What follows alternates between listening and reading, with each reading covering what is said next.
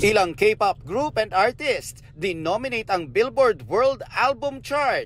Nanguna riyan ang mixtape album ng Stray Kids na Hop. Top 2 naman ang solo album na Muse ni Jimin ng BTS, habang top 3 ang Romance Untold ng ENHYPEN.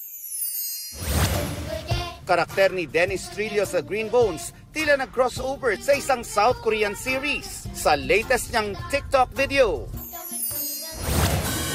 May Ilonggo Girl, doble drama at kilig ang hatid sa world premiere. Dual role dito ni Jillian Ward bilang famous internet personality na si Venice Hermoso at ilang Ilongga doppelganger niyang si Roberta Tata Magbanwa. Kasama ni Jillian na magpapakilig si Michael Sager.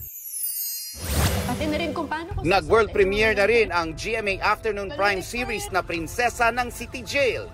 Sabay ang pinanood ni na Sofia Pablo at Allen Ansay habang nakasalang sa GMA Integrated News Interviews. Nagsalita rin si Sofia tungkol sa rift nila ni Jillian Ward. Nagsimula raw ang di pagkakaunawaan nila noong season 1 pa lang nang pinagbidahan nilang afternoon drama na Prima Donnas. Pero hindi sinabi ni Sofia ang dahilan. After nun, we never talked anymore. When we were close, tas biglang wala na.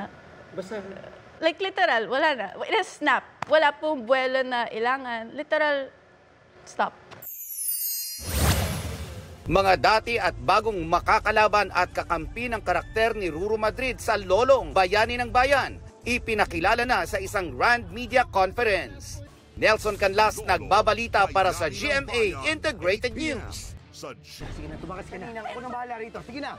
Mapipilitang lumaban ulit ang ating bida. Lolo. Huwag magpahuli sa mga balitang dapat niyong malaman. Mag-subscribe na sa GMA Integrated News sa YouTube.